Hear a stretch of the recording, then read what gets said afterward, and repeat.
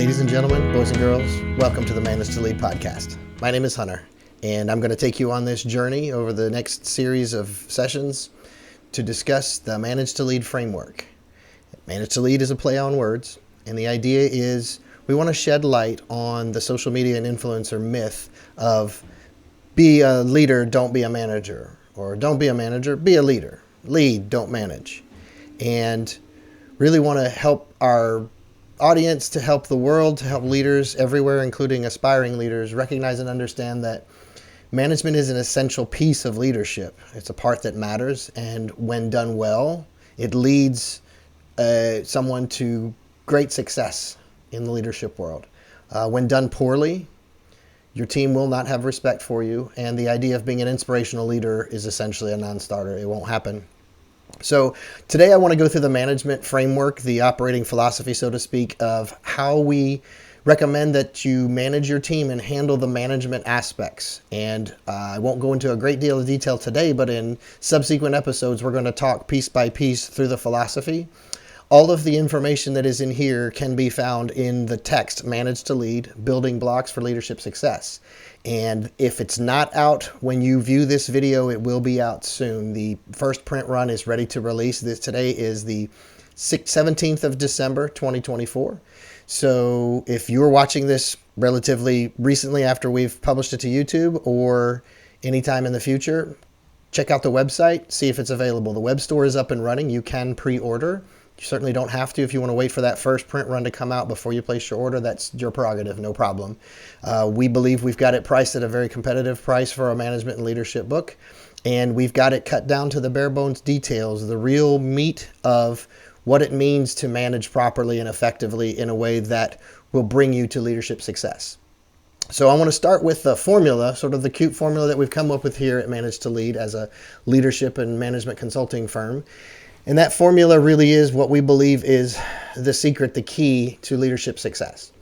That formula is the right people doing the right things for the right reasons equals leadership success. So RP plus RT plus RR equals LS, if you want to make it to be like an algebraic formula. We have learned from experience in Manage to Lead. We've got literally decades of management and leadership experience. We've made every mistake that you can make in leading people, and we've learned a lot of hard lessons. And the other thing we've done is, besides decades of experience, practical experience on the job, leading frontline teams and leading from above a frontline leadership perspective, we've been able to determine that to effectively lead, to effectively motivate, to effectively inspire, your team first has to respect you. So the components of that formula, that success formula, leadership success formula that I shared with you, those are all made up of pieces of key activities that a manager has to do. We consider these activities sort of the fundamentals of management. There are a lot of other responsibilities that we have as people leaders, as managers. We just consider these to be the most key ones, and they're outlined and detailed in that book. So if you want to go to manage2lead.com, that's manage-to-lead.com, you can definitely check it out. And if you don't, that's okay too. Maybe you just watch the videos, get a couple of good ideas, and hopefully they work for you. We are definitely in this for inspiring great managers and leaders. We are not in this to get rich. We're not in this to get millions and millions of subscribers and become, overnight success, or in YouTube or in social media or in an influencer status. Those aren't things that we're after. We really just want to share what we know is a competent new school of thought on how to lead, which really goes back to old school fundamentals. So let me walk you through the management framework very quickly. So as you can see on the screen, we are talking about the right people, the right things, and the right reasons. And beneath right people, we're talking about ideal team players. Now, some of you that have been in the leadership space or have explored it or have studied it will recognize that term, the ideal team player, from a Patrick Lencioni book. Lencioni is a particularly big inspiration for the Manage to Lead philosophy and for those of us in the Manage to Lead organization. And what we have sort of distilled Lencioni's work, that particular work, down to is those three attributes, those three aspects of what we think an ideal team player is. We have respectfully made some, I will call it, simplifications or modifications to a little bit of what Lencioni wrote about, but the spirit of the philosophy is essentially the same in our opinion. Those three characteristics are, in fact, humility, hunger, and self-awareness. What is interesting about this, and you're going to hear me say this over and over again, podcast after podcast, what's interesting about it is that we at Manage to Lead advocate for those three being absolutely mandatory before we hire somebody. It's considered a bit of a militaristic or rigid approach. It's considered to be a closed-minded approach, believe it or not. We have found from experience that humble people, they make phenomenal team players and teammates and contributors. Hungry people, they never stop growing and learning. And people that are particularly self-aware contribute to the team in a way that cannot be replaced by someone who lacks self-awareness. We consider those mandatory attributes, so much so that things like degrees, knowledge, certification, and experience, they are not mandatory on our list. They're ideal. We would love to have them. We want the people that we hire, our candidates, we'd love for them to have experience in the field, an understanding of what the job means, an understanding of the industry and all of those things. But everything about those line items on a resume is secondary to the fundamental characteristics of being an ideal team player. The next section is the right things. The next piece of the formula is, doing the right things. So if the right people are doing the right things, what are the right things? How do they work? Or more importantly, how do you ensure the right things are happening? Left unchecked, people will try to do the best that they can with the work that's been presented to them.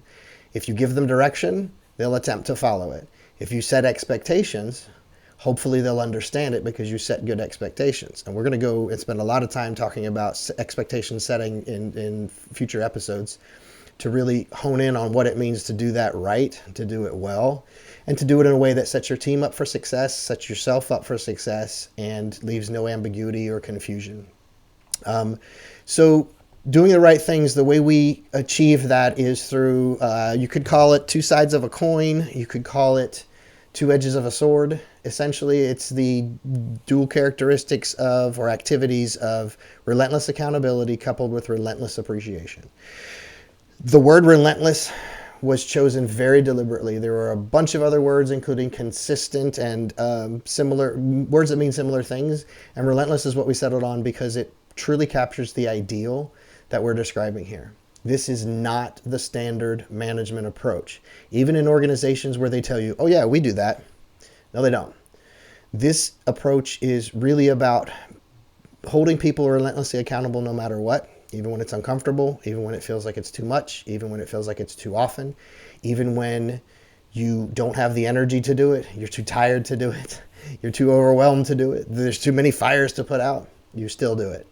So I won't go into detail here again, we'll talk about that later, but essentially the accountability piece needs to be when someone makes a mistake or they forget to do something, you correct them, you offer that correction immediately if at all possible.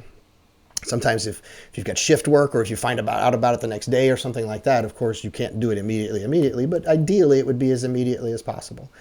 And it is consistent, meaning we don't let up. Somebody makes a mistake, we point it out. More importantly, it's polite and professional. There's never a time where you need to correct somebody's mistake or point out something that was missed and not be polite and professional. It does not require a great deal of emotion. In fact, it's better served when it's relatively emotionless. You don't want to be like a robot. You don't want to be stiff, but there's no need to get worked up. It accomplishes much less and does more damage if you get emotional, if you allow your emotions to take control of that conversation. It's a relatively emotionless conversation. If you do it with, you already established a good rapport with your people, you already treat them consistently, politely, and professionally, then when you have to do the little, hey, don't forget we do it this way on the job. Hey, you forgot this step. Hey, you did this backwards. We're supposed to do it this way. Most people will take that pretty well, especially because you're relatively kind about it. You're not assaulting them verbally or anything like that. Those days of yelling and screaming at people to get them to stop making mistakes, yeah, they're long gone. That's not the modern workplace, and we're probably never going to go back to that again. But the interesting thing is, if you have an ideal team player, they really don't mind that feedback. They love constructive criticism. They're humble, so their egos aren't damaged or bruised because you had the nerve to correct them. They're hungry to learn. Your correction is an opportunity to learn or reinforce something. Maybe they say, oh my gosh, you're absolutely right. I completely forgot about that step. You did say we need to do that. My bad, boss. Won't do that again. And then they're self-aware. So when you correct them, when you have that somewhat uncomfortable conversation, because it's never fun to say, hey, you messed this up, you made a mistake here. What's great is they're self-aware enough to respond in a relatively polite and professional way too. So ideal team players are in fact ideally suited to relentless accountability when carried out properly in the philosophy that we describe in the book. The next piece of that, the other side of the coin or the other edge of the sword, is relentless appreciation. Same story here. It needs to be as immediate as possible. You don't want to let it get old and stale because it does dilute your message a little bit, that praise. It needs to be consistent, so every single chance you get, you want to point out the good stuff that's happening. And it needs to be genuine, and I think this is key. Many leaders are afraid of offering praise too often, of saying attaboy, attagirl, great job, too consistently, because then somehow that will make it seem less genuine and seem like, oh, you're just doing it because you're doing it. If your team can tell that you have a 2 p.m. every Tuesday reminder to go out on the floor or go out to wherever your people work in the office and pat them on the back and say, you're killing it out there, Tommy, keep it up, they're going to know it's not genuine. They're going to know it's insincere. It's more insulting than if you'd just ignored them and didn't pay any attention to the work they did. So it needs to be genuine. And I will go into a great deal of detail in another session about how you find that genuine nature, where you mine for those things that make that message, that appreciation, that praise more genuine. And then that third piece of the formula is doing things for the right reasons. And it's all about providing business value. You're going to hear this over and over again until you're sick of hearing it and you refuse to watch any of our videos, is our primary mission, our primary focus, our primary responsibility as managers of people, as people leaders in any capacity, anywhere, in any company, is to provide the most value to the business, first and foremost. Some people are very uncomfortable with that message. They believe, no, the social agenda is still more important. The human agenda is still more important. The other things that count in life are more important. You're absolutely entitled to believe that. What we know from experience and a deep level of research is management's role, first and foremost, its reason for existing, is to provide the most value for the business. The first objection we always get is, oh, so it's all about the almighty dollar, is it? It's really not. We need to define the business, and we do that thoroughly in the book, and we'll do that in future episodes of this podcast.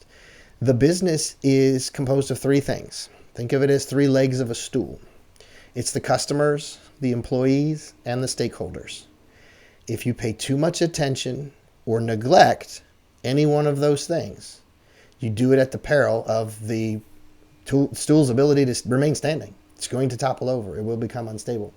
And we discuss that in depth in the book as well.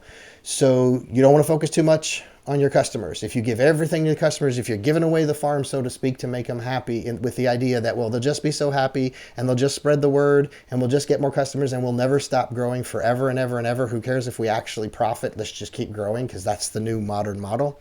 It doesn't work. In the long run, you suffer. Eventually, growth stops no matter what you do. And oh, by the way, if you're giving away the farm, your employees and your stakeholders are going to suffer as a result. If you give too much attention to the employees, just make the employees happy and everything else will cascade from there and it'll all work great. To some degree or another, your customers will suffer in the short run or the long run, and your stakeholders will suffer. Your stakeholders will receive less ultimately if you if you give too much attention to the employee. And then the stakeholders, it's the same thing.